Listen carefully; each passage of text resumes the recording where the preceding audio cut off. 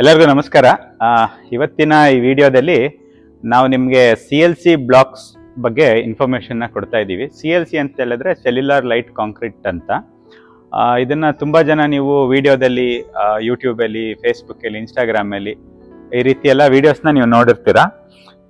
ಬ್ಲಾಕ್ನ ನೀರಲ್ಲಿ ಬಿಟ್ಟರೆ ನಿಮಗೆ ತೇಲ್ತಾ ಇರುತ್ತೆ. ಸೊ ಇದನ್ನ ಹೇಗೆ ಮಾಡೋದು, ಹೇಗೆ ಮಾಡಬೇಕು ಅನ್ನೋನ್ನೆಲ್ಲ ಇವತ್ತು ಕಂಪ್ಲೀಟ್ ಡೀಟೇಲ್ ಕೊಡ್ತೀವಿ. ಕೆಲವೊಂದು ಯೂಟ್ಯೂಬ್ ವೀಡಿಯೋಸ್ಗಳನ್ನ ನೋಡಿ ಇನ್ಫಾರ್ಮೇಷನ್ ಅರ್ಧಂಬರ್ಧ ತಿಳ್ಕೊಂಡು ಫಸ್ಟೇ ಹೋಗಿ ಮಷಿನ್ಗೆ ಇನ್ವೆಸ್ಟ್ ಮಾಡಿಬಿಟ್ಟಿರ್ತಾರೆ. ಮಷಿನ್ಗೆ ಇನ್ವೆಸ್ಟ್ ಮಾಡಿದ್ಮೇಲೆ ಅದು ಹೇಗೆ ಮಾಡೋದು ಅಂತ ಗೊತ್ತಿಲ್ಲದಲ್ಲೇ ಆ ಪ್ಲ್ಯಾಂಟ್ನ ಕ್ಲೋಸ್ ಮಾಡಿರೋಂಥ ಸಿಚುವೇಶನ್ಗಳು ತುಂಬ ಇದೆ. ನಾವು ಇದ್ರ ಪ್ರಾಡಕ್ಟ್ಸ್ ಮೇಲೆ ತುಂಬ ರಿಸರ್ಚ್ ಮಾಡಿ R&D ಮಾಡಿ ಕೆಲವೊಂದು ಹೊಸ ಪ್ರಾಡಕ್ಟ್ಸ್ಗಳನ್ನ ಇದನ್ನ ಚೆನ್ನಾಗಿ ವರ್ಕ್ ಆಗಂಗೆ ಮತ್ತು ಸಕ್ಸಸ್ಫುಲ್ಲಾಗಿ ರನ್ ಆಗಂಗೆ ಕೆಲವೊಂದು ಪ್ರಾಡಕ್ಟ್ಸ್ಗಳನ್ನ ನಾವು ಇದಕ್ಕೋಸ್ಕರ ಅಂತಲೇ ಡೆವಲಪ್ ಮಾಡಿದ್ದೀವಿ. ಆಮೇಲೆ ನೀವೇನೋ ಒಂದು ಸ್ಟಾರ್ಟ್ ಮಾಡಬೇಕು ಅಂತಂದರೆ ಇನ್ವೆಸ್ಟ್ಮೆಂಟ್ ಇಲ್ದಲೆ, ಅಂದರೆ ಲಕ್ಷಾಂತರ ರೂಪಾಯಿ ಇನ್ವೆಸ್ಟ್ಮೆಂಟ್ ಮಾಡೋದಲ್ಲೇ $1,000 ರೂಪಾಯಲ್ಲಿ ನೀವು ಅದನ್ನ ಟ್ರಯಲ್ ಮಾಡಿ ಸಕ್ಸಸ್ ರೇಟ್ ಕಂಡ್ಕೊಂಡ್ಮೇಲೆ ನೀವು ದೊಡ್ಡ ಪ್ಲ್ಯಾಂಟ್ ಅಥವಾ ಅದ್ರ ಬಗ್ಗೆ ಇನ್ಫಾರ್ಮೇಷನ್ ಕಂಪ್ಲೀಟಾಗಿ ತೊಗೊಂಡ್ಮೇಲೆ ನೀವು ಹೇಗೆ ದೊಡ್ಡ ಪ್ಲ್ಯಾಂಟ್ನ ಮಾಡೋದು ಅಂತ ಹೇಳೋದಕ್ಕೆ ಈ ವಿಡಿಯೋದಲ್ಲಿ ನಾವು ನಿಮಗೆ ಕಂಪ್ಲೀಟ್ ಇನ್ಫಾರ್ಮೇಷನ್ನ ಕೊಡ್ತಾ ಇದ್ದೀವಿ. ಫುಲ್ ಕಂಪ್ಲೀಟ್ ವಿಡಿಯೋನ ನೋಡಿ. ನಿಮಗೇನಾದ್ರು ಇದರಲ್ಲಿ ಡೌಟ್ ಇತ್ತು ಅಂತ ಹೇಳಿದ್ರೆ ನಾನು ವಾಟ್ಸಪ್ ನಂಬರ್ ಕೊಟ್ಟಿರ್ತೀನಿ, ನನಗೆ ವಾಟ್ಸಪ್ ಮಾಡಿ, ಇಲ್ಲ ಅಂತಂದರೆ ಕಾಲ್ ಮಾಡಿ, ನಾನು ಕಂಪ್ಲೀಟ್ ಇನ್ಫಾರ್ಮೇಷನ್ನ ಶೇರ್ ಮಾಡ್ತೀನಿ. ಈ ವಿಡಿಯೋದಲ್ಲಿ ಆದಷ್ಟು ಇನ್ಫಾರ್ಮೇಷನ್ನ ಕವರ್ ಮಾಡ್ಲಿಕ್ಕೆ ಟ್ರೈ ಮಾಡ್ತೀವಿ. ಕೆಲವೊಂದು ಏನಾದ್ರು ಮಿಸ್ ಆದರೆ ನೀವು ನಾನು ಕಾಲ್ ಮಾಡಿ ನಿಮ್ಮ ಕ್ವಶನ್ಸ್ ಏನಿದೆ ಅದನ್ನ ನೀವು ನನಗೆ ಕೇಳ್ಬೋದು. ಇದು ಒಂದು CLC ಮಿಕ್ಸರು. ಇದು ಒಂದು 10 ವರ್ಷ ಹಳೇದು. ನಾನು ಮೊದಲು ಮಾಡುವಾಗ ನಾನು ಒಂದೆರಡು ಪ್ರಾಜೆಕ್ಟ್ಸ್ನ ಮಾಡಿದ್ದೀನಿ. ಸೊ ಅದು ಮಾಡುವಾಗ ಈ ಮಿಷಿನ್ನ ನಾವು ಇನ್ಸ್ಟಾಲ್ ಮಾಡಿ ಇದೊಂದು 10 ವರ್ಷದ ಹಳೆ ಮಿಷಿನು ಹಾಗೆ ನಿಲ್ಲಿಸ್ಬಿಟ್ಟಿದ್ದೀವಿ. ಇದು 0.25 ಕ್ಯೂಬಿಕ್ ಮೀಟರ್ ಮಿಷಿನು. ಸೊ ಇದೆಲ್ಲ ಟ್ರಯಲ್ ಮಾಡಿ ನಮ್ಗೆ ಇದ್ರಲ್ಲಿ ಏನೇನು ಚಾಲೆಂಜಸ್ ಫೇಸ್ ಮಾಡ್ತಿದ್ದೋ ಆಲ್ಮೋಸ್ಟ್ ಎಲ್ಲ ಫೇಲ್ಯೂರ್ಸು ಗೊತ್ತು, ಸಕ್ಸಸ್ಸು ಗೊತ್ತು ಇದರಲ್ಲಿ. ಸೊ ಅದಕ್ಕೋಸ್ಕರ ನಾನು ನಿಮಗೆ ಈ ವಿಡಿಯೋನ ಹೇಗೆ ಅದನ್ನ ಸಕ್ಸಸ್ಫುಲ್ಲಾಗಿ ರನ್ ಮಾಡೋದು ಅನ್ನೋ ವಿಡಿಯೋನ ನಾನು ನಿಮಗೆ ಶೇರ್ ಮಾಡ್ತಾ ಇದ್ದೀನಿ. ನೋಡಿ, ಇದು CLC ಬ್ಲಾಕ್ ಬ್ಯಾಟ್ರಿ ಮೋಲ್ಡ್ಸು. ಸೊ ಇದರಿಂದ ನಾನು ಹೊರಗಡೆ ಒಂದು ಅಸೆಂಬಲ್ ಮಾಡ್ತಾ ಇದ್ದಾರೆ, ನಾನು ತೋರಿಸ್ತೀನಿ ನಿಮಗೆ ಹೇಗಿರುತ್ತೆ ಅಂತ. ಇದು ಒಂದು 7-8 ವರ್ಷ ಹಳೆ ಮೋಲ್ಡ್ಗಳು ಹಾಗೆ ಇಟ್ಬಿಟ್ಟಿದ್ದೀವಿ. ಇದು ಬ್ಯಾಟ್ರಿ ಮೋಲ್ಡ್ ಅಂತ ಹೇಳ್ತಾರೆ. ಇದನ್ನ ಸುಮ್ಮನೆ ಹಾಗೆ ಒಂದು ಬೋಲ್ಟ್ನ ಟೆನ್ ಹಾಕಿಲ್ಲ, ಹಾಗೆ ಒಂದು ಇಟ್ಟಿಗೆ ಇಟ್ಬಿಟ್ಟು ನಿಮಗೆ ತೋರಿಸ್ತಾ ಇದ್ದಾರೆ.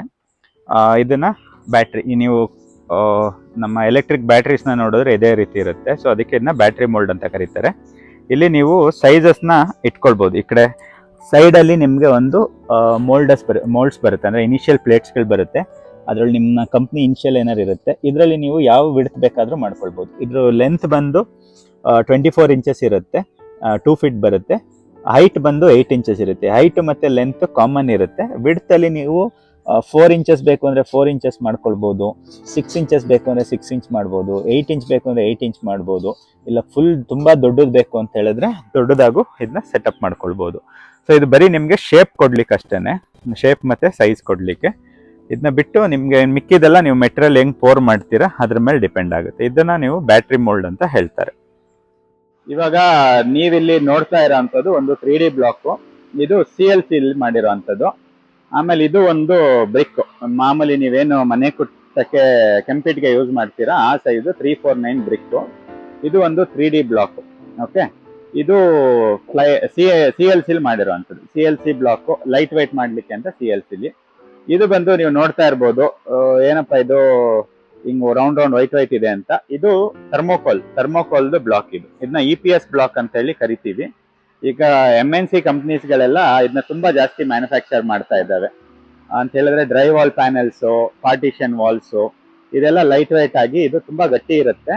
ಇದನ್ನ ರೀಸೈಕಲ್ ಮಾಡಿ ಯೂಸ್ ಮಾಡಿ ಮಾಡ್ತಾ ಇದ್ದಾರೆ.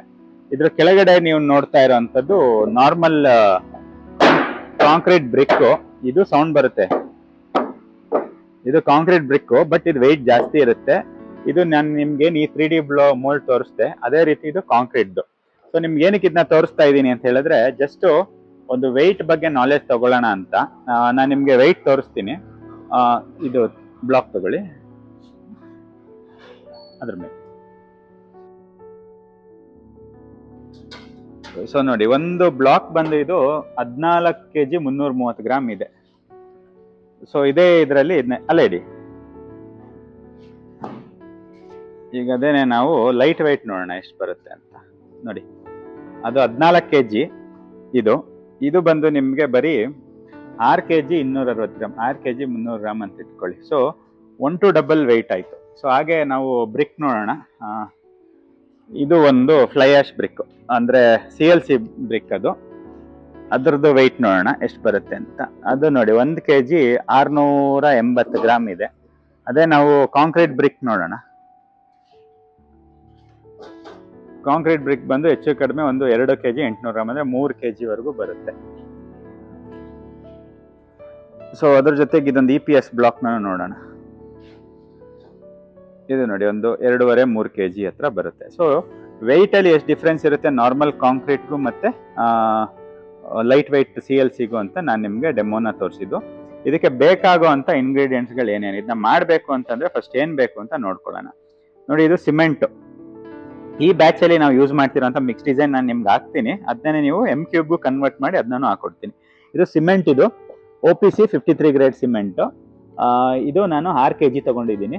ಇದು ಫ್ಲೈ ಆಶ್. ಇದು ತುಂಬಾ ಹಳೆ ಫ್ಲೈ ಆಶ್. ಹೆಚ್ಚು ಕಡಿಮೆ ಹೇಳ್ಬೇಕು ಅಂತಂದ್ರೆ ಒಂದು 5-6-7 ವರ್ಷ ಹಳೆ ಫ್ಲೈ ಆಶ್ ಇದು ನಮ್ಮ ಯಾರ್ಡಲ್ಲಿ ಬಿದ್ದಿರೋ ಅಂಥದ್ದು. ಆಮೇಲೆ ಇದೇನು ಥರ್ಮಲ್ ಪವರ್ ಪ್ಲಾಂಟ್ ಫ್ಲೈ ಆಶ್ ಅಲ್ಲ, ಮಾಮೂಲಿ ಬಾಯ್ಲರ್ ಅಲ್ಲಿ ಬರ್ನ್ ಮಾಡಿರೋ ಅಂಥದ್ದು. ಇದರಲ್ಲಿ ಎಲ್ಲಾ ರೀತಿಯಾದ ಮೆಟೀರಿಯಲ್ ಇದೆ, ವುಡ್ ಇದೆ, ಕೋಲ್ ಇದೆ, ಪ್ರತಿಯೊಂದು ಇದೆ. ಆಮೇಲೆ ನಿಮ್ಗೆ ಇದಕ್ಕೆ ಫ್ಲೈ ಆಶೇ ಬೇಕು ಅಂತ ಏನಿಲ್ಲ. ಎಮ್ ಸ್ಯಾಂಡ್ ವಾಶ್ ಮಾಡಿರೋಂಥ ಸ್ಲಡ್ಜ್ ಆಗ್ಬೋದು, ಫೈನ್ ಸ್ಯಾಂಡ್ ಆಗ್ಬೋದು, ಯಾವುದೇ ರೀತಿಯಾದ ವೇಸ್ಟ್ ಫೈನ್ ಮೆಟೀರಿಯಲ್ ನೀವು ಯೂಸ್ ಮಾಡೋದು. ಫ್ಲೈ ಆಶ್ ಯೂಸ್ ಮಾಡೋದ್ರೆ ಏನು ಅಂದ್ರೆ ಸ್ವಲ್ಪ ವೆಯ್ಟ್ ಕಡಿಮೆ ಆಗುತ್ತೆ ಅಂತ ಅಷ್ಟೇನೆ. ನಿಮ್ ಫ್ಲೈ ಆಶ್ ಅವೈಲೇಬಲ್ ಇಲ್ಲ ಅಂತ ಹೇಳಿದ್ರೆ ನೀವು ಎನಿ ಫೈನ್ ಮೆಟೀರಿಯಲ್ನ ಯೂಸ್ ಮಾಡ್ಬೋದು. ಆಮೇಲೆ ನಾರ್ಮಲ್ ವಾಟರ್ ತಗೊಂಡಿದ್ದೀವಿ, ನಾವು ನಾರ್ಮಲ್ ವಾಟರ್ನ ತಗೊಂಡಿದ್ದೀವಿ. ಇದೊಂದು 6 ಲೀಟ್ರು. ಫ್ಲೈ ಆಶ್ ಬಂದು 12 kg ತಗೊಂಡಿದ್ದೀವಿ. Cement 6 kg, fly ash 12 kg, ನೀರು ಬಂದು ಒಂದು 6 ಲೀಟ್ರ್ ಬೇಕಾಗುತ್ತೆ. ಆಮೇಲೆ ನಿಮಗೆ ಬೇಕಾಗಿರೋಂಥ ಮಷಿನರಿ ಏನಪ್ಪಾ ಅಂತ ಹೇಳಿದ್ರೆ, ಇದೊಂದು ಡ್ರಮ್. ಏನು ನೀವು ಮಾರ್ಕೆಟ್ಗೆ ಹೋದ್ರೆ ಈ ಪ್ಲಾಸ್ಟಿಕ್ ಡ್ರಮ್ಸ್ ಎಲ್ಲ ಮಾರ್ತಾರೆ ಈ ತರದ್ದು. ಸೊ ಈ ತರ ಡ್ರಮ್ ಮಾರುವಂತ ಅಂಗಡಿಗೆ ಹೋದ್ರೆ ನಿಮ್ಗೆ ಈ ತರದೊಂದು 50 ಲೀಟರ್ದು ಒಂದು ವೇಸ್ಟ್ ಡಬ್ಬ ಸಿಗುತ್ತೆ. ಒಂದು 100-200 ರೂಪಾಯಿ ಕೊಟ್ರೆ ಕೊಡ್ತಾರೆ. ಇಲ್ಲ ಅಂತಾನೆ ನಿಮ್ಮಲ್ಲಿ ಯಾವ್ದಾದ್ರು ಒಂದು ಪೇಂಟ್ ಡಬ್ಬ ಇದ್ರೂ ಆಗುತ್ತೆ. ಬಟ್ ಪೇಂಟ್ ಡಬ್ಬ ನಿಮ್ಗೆ ನಾನ್ ಮಾಡೋಂಥ ಸ್ಕೇಲ್ಗೆ ನೀವು ಮಾಡಿದ್ರೆ ಆಗಲ್ಲ.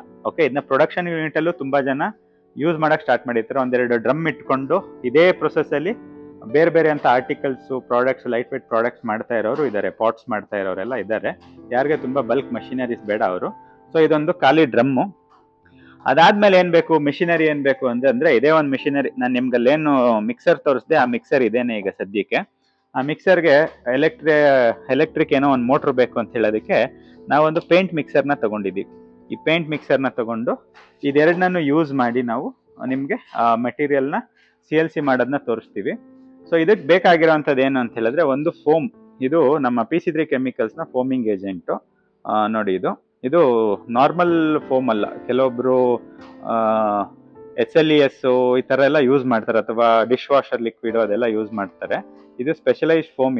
ಇದಕ್ಕೋಸ್ಕರ ಅಂತಾನೆ ಡೆವಲಪ್ ಮಾಡಿರುವಂಥದ್ದು. ಯಾಕೆಂದ್ರೆ ಫೋಮೇ ಇದರಲ್ಲಿ ಲೈಟ್ ವೇಟ್ ಮಾಡೋಕ್ಕೆ ತುಂಬಾ ಯೂಸ್ ಆಗುವಂಥದ್ದು. ಆಮೇಲೆ ಇದು ಬಂದು ಬೂಸ್ಟರ್ ಅಂತ ಇಲ್ಲಿ. ಓಕೆ, ಇದೇನ್ ಮಾಡುತ್ತೆ ಅಂತ ಹೇಳಿದ್ರೆ, ಫೋಮ್ ಬಂದು ನಿಮ್ಗೆ ನೊರೆನ ಕೊಡುತ್ತೆ. ಬೂಸ್ಟರ್ ಬಂದು ನಿಮ್ಮ ಕಾಂಕ್ರೀಟ್ ಸೆಟ್ ಆಗೋವರೆಗೂ ಆ ನೊರೆನ ಹಾಗೆ ಇಟ್ಕೊಳ್ಳುತ್ತೆ, ಮತ್ತೆ ತುಂಬಾ ಸಣ್ಣ ಪಾರ್ಟಿಕಲ್ಸ್ನ ಬಬಲ್ಸ್ನ ಕ್ರಿಯೇಟ್ ಮಾಡುತ್ತೆ. ಆಮೇಲೆ ಏನಾದ್ರು ಈ ಬೂಸ್ಟರ್ನ ನೀವು ನಾರ್ಮಲ್ ಕಾಂಕ್ರೀಟ್ ಅಲ್ಲಿ ಯೂಸ್ ಮಾಡಿದ್ರೆ ನಿಮ್ ಕಾಂಕ್ರೀಟ್ ವೆಯ್ಟ್ 20% ವರೆಗೂ ರಿಡ್ಯೂಸ್ ಆಗುತ್ತೆ, 20 to 25% ವರೆಗೂ ರಿಡ್ಯೂಸ್ ಆಗುತ್ತೆ. ಆಮೇಲೆ ಇದು ಬಂದು ನಮ್ಮ ಸೂಪರ್ ಫಾಸ್ಟ್ ಅಂತ ಹೇಳಿ. ಇದನ್ನ ನಾವು ಪೌಡರ್ ಇದೆ ನಮ್ದು, ಅದನ್ನ ಪೌಡರ್ನ ಲಿಕ್ವಿಡ್ಗೆ ನಾವು ಕನ್ವರ್ಟ್ ಮಾಡಿದೀವಿ. ಇದಕ್ಕೆ ಎಷ್ಟು ಹೋಗುತ್ತೆ ಅಂತ ಕ್ವಾಂಟಿಟಿ ಅದು ಹೇಳ್ತೀನಿ. ಫೋಮ್ ಬಂದು ನಿಮ್ಗೆ 100 ಗ್ರಾಮ್ ಫೋಮ್ ಹೋಗುತ್ತೆ ನಾನು ಕೊಟ್ಟಿರೋಂಥ ಈಗ ಮಾಡ್ತಿರೋಂಥ ಮಿಕ್ಸ್ ಡಿಸೈನ್ಗೆ. ಬೂಸ್ಟರ್ ಬಂದು ನಿಮ್ಗೆ ಒಂದು 15 ಗ್ರಾಮ್ ಬೂಸ್ಟರ್ ಹೋಗುತ್ತೆ. ಆಮೇಲೆ ಇದು ಬಂದು ನಮ್ಮ ಸೂಪರ್ ಫಾಸ್ಟ್ ಪೌಡರ್ ಅಂತ. ಈ ಪೌಡರ್ ಏನಕ್ಕೆ ಯೂಸ್ ಆಗುತ್ತೆ ಅಂತ ಹೇಳಿದ್ರೆ, ಈ ಪೌಡರ್ನ ನಾನು ಲಿಕ್ವಿಡ್ ಕನ್ವರ್ಟ್ ಮಾಡಿದ್ದೀನಿ. ಈ ಪೌಡರ್ ಬಂದು ಒಂದು 20 ಗ್ರಾಮ್ ಹೋಗುತ್ತೆ.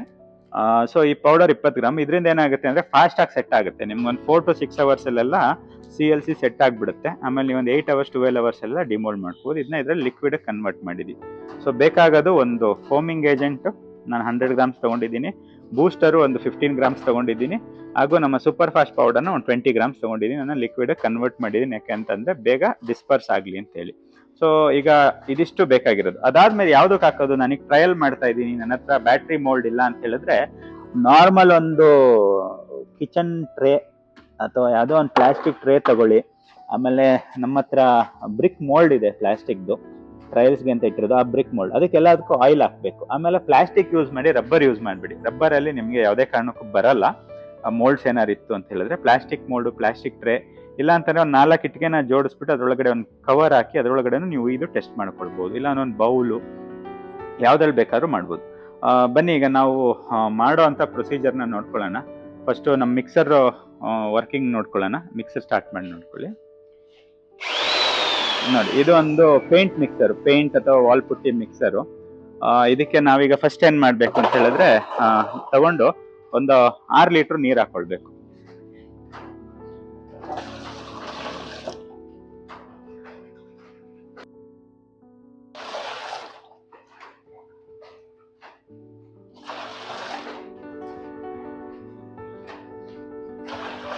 ಐದು ಹಾಕಿ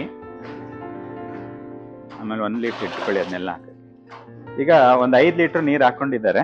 ಆಮೇಲೆ ಇದಕ್ಕೆ ನಾವು ಈ ಫೋಮ್ ಏನಿದೆ, ಈ ಫೋಮ್ನ ಇದ್ರೊಳಗಡೆಗೆ ನಾವು ಆ್ಯಡ್ ಮಾಡ್ತಾ ಇದ್ದೀವಿ.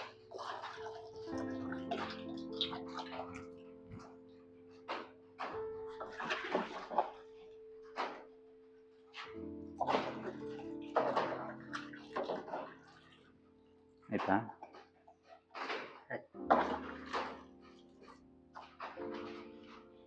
ಫೋಮ್ ಹಾಕಿದ್ಮೇಲೆ ಇದು ಬೂಸ್ಟರು. ಫೋಮ್ 100 ಗ್ರಾಮ್ ಹಾಕಿದ್ದೀವಿ, ಬೂಸ್ಟರ್ ಒಂದು 15 ಗ್ರಾಮ್. ಆಯ್ತಾ? ಈ 15 ಗ್ರಾಮ್ ಬೂಸ್ಟರ್ನ ನಾವು ಇದಕ್ಕೆ ಹಾಕ್ತಾ ಇದ್ದೀವಿ. 1 ಲೀಟರ್ ನೀರು ಹಾಗೆ ಇಟ್ಕೊಂಡಿದ್ದೀವಿ, ಈ ಕಪ್ಪಲ್ಲಿರೋದನ್ನೆಲ್ಲ ತೊಳೆದು ಹಾಕ್ಲಿಕ್ಕೆ ಅಂತೇಳಿ.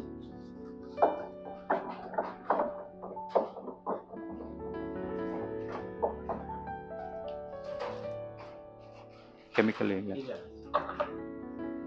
ಸೊ ಆ ನೀರು ಅದು ತೊಳೆದಾಗ್ತಾ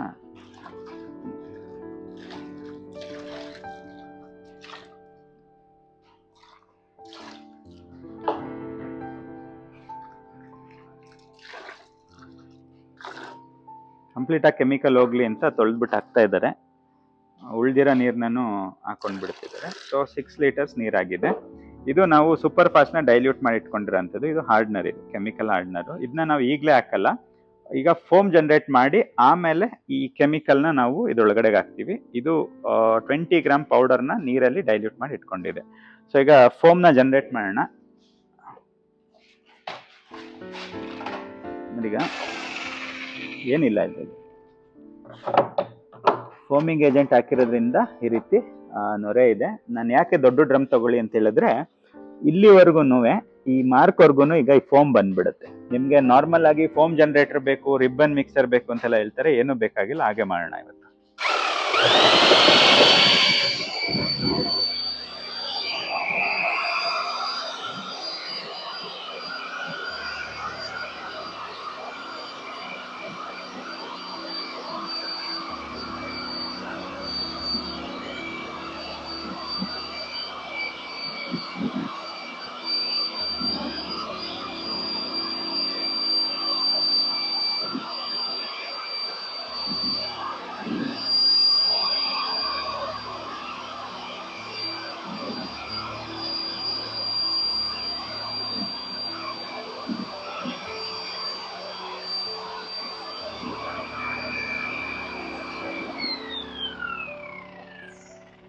ನೋಡಿ, ಈಗ ಫೋಮ್ ರೆಡಿ ಆಗಿದೆ. ಈ ಫೋಮ್ ರೆಡಿ ಆದ್ಮೇಲೆ ಇದನ್ನ ಫೋಮ್ ಜನರೇಟರ್ ಯೂಸ್ ಮಾಡಿ ಮಾಡ್ತಾರೆ, ಬಟ್ ನಾವು ಟ್ರಯಲ್ಗೋಸ್ಕರ ನಾರ್ಮಲ್ ಪೇಂಟ್ ಮಿಕ್ಸರ್ ಯೂಸ್ ಮಾಡಿ ಮಾಡ್ತಾ ಇದ್ದೀವಿ. ಸೊ ಇದಕ್ಕೆ ಈಗ ನಾವೇನ್ ಮಾಡಬೇಕು, ಸಿಮೆಂಟ್ ಹಾಕೊಳ್ಬೇಕು. ಸೊ ಇದನ್ನ ಮಿಷಿನ್ ರನ್ನಿಂಗ್ ಅಲ್ಲಿ ಇಟ್ಕೊಂಡು ಸಿಮೆಂಟ್ ಹಾಕ್ಬೇಕು. ನಿಧಾನಕ್ಕೆ ಹಾಕೊಳ್ಳಿ.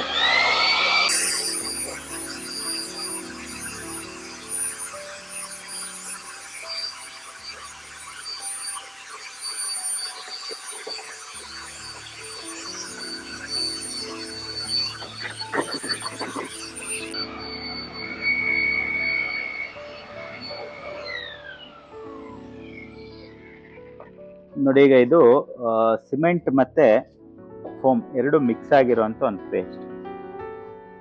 ಆಯ್ತಾ? ಸೊ ಈಗ ಸಿಮೆಂಟ್ ಆಯ್ತು, ಫೋಮ್ ಆಯ್ತು. ಈಗ ನಾವು ಇದಕ್ಕೆ ಫ್ಲೈ ಆಶ್ನ ಹಾಕ್ಬೇಕು.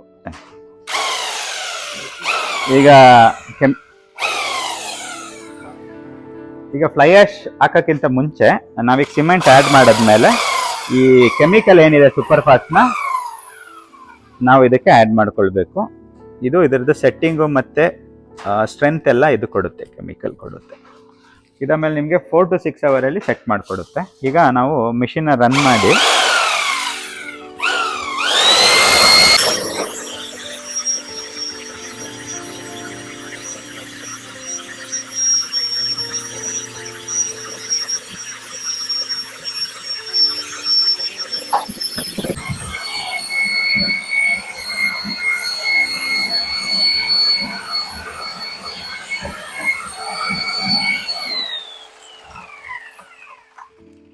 ಇವಾಗ ಇದು ರೆಡಿ ಇದೆ. ಇದನ್ನ ಈಗ ಈ ಮೋಲ್ಡ್ಸ್ಗಳಿಗೆ ಹಾಕೊಳ್ಳೋಣ.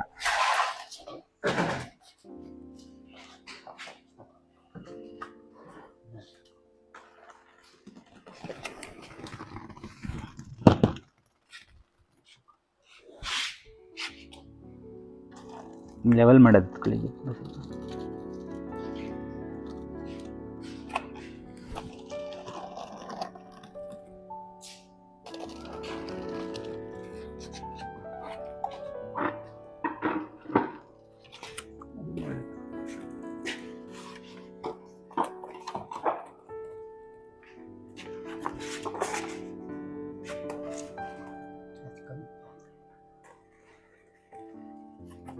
ನಿಮ್ಮ ಹತ್ರ ಪ್ಲಾಸ್ಟಿಕ್ ಪೇವರ್ ಮೋಲ್ಡ್ ಇದ್ದರೆ ಪೇವರ್ಸ್ ಮೋಲ್ಡ್ಗೂ ಹಾಕೊಂಡು ನೀವು ಟ್ರೈ ಮಾಡ್ಕೊಳ್ಬೋದು. ಅಥವಾ ನಿಮ್ಗೆ ಹೆಂಗೆ ಮಾಡೋದು ಅಂತ ಕುತೂಹಲ ಇದ್ದರೆ ಒಂದು ಟ್ರಯಲ್ನೂ ತೊಗೊಳ್ಬೋದು. ಇದಕ್ಕಿನ್ನ ಸ್ವಲ್ಪ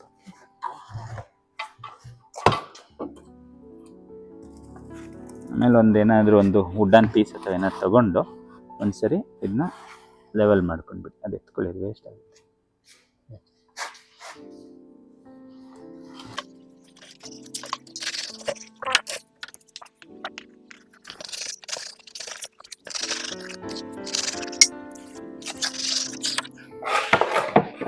ನೋಡಿ, ಈಗ ಮೋಲ್ಡ್ಸ್ ಎಲ್ಲ ಫಿಲ್ ಆಗಿದೆ. ಇದನ್ನು ನಾವು ಒಂದು 8 hours ಇಲ್ಲ 24 hours ಬಿಟ್ಟು ಡಿಮೋಲ್ಡ್ ಮಾಡಿ ನಿಮಗೆ ತೋರಿಸ್ತೀವಿ.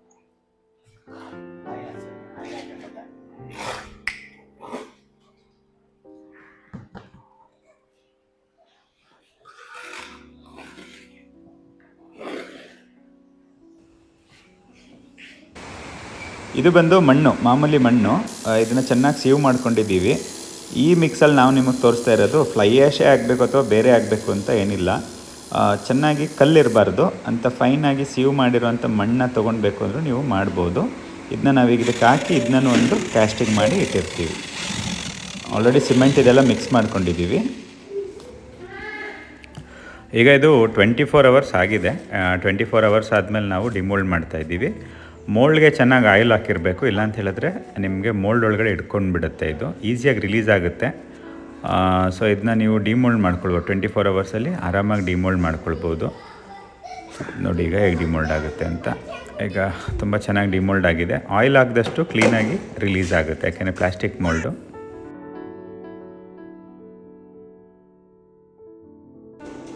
ಇವಾಗ ಇದರದ್ದು ವೆಯ್ಟ್ನ ಚೆಕ್ ಮಾಡೋಣ, ಒಂದು ಬ್ರಿಕ್ ವೆಯ್ಟ್ ಎಷ್ಟು ಬರುತ್ತೆ ಅಂತ. ನೋಡಿ, 1 kg 700 ಗ್ರಾಮ್ ಬಂದಿದೆ ಒಂದು ಬ್ರಿಕ್ ವೆಯ್ಟು.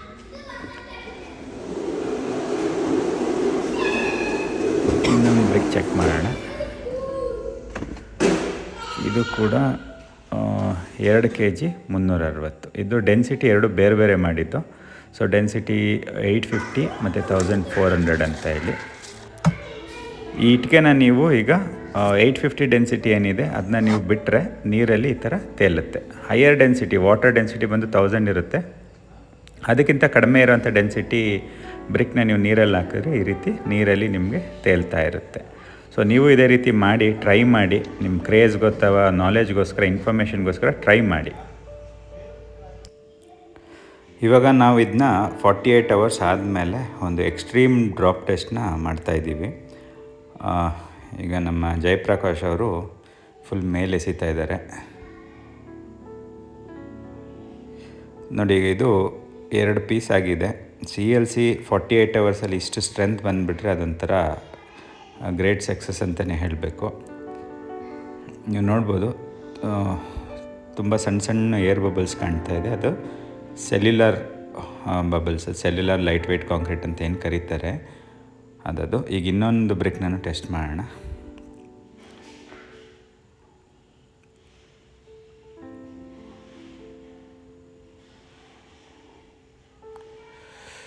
ನೋಡಿ, ಇದು ಒಂದೆರಡು ಪೀಸ್ ಆಗಿದೆ.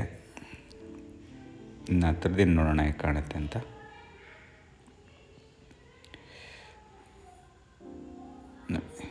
ನಮಗೆ ಎಷ್ಟು ಏರ್ ಬಬಲ್ಸ್ ಜಾಸ್ತಿ ಇರುತ್ತೆ ಅಷ್ಟು ಲೈಟ್ ವೇಟ್ ಆಗುತ್ತೆ.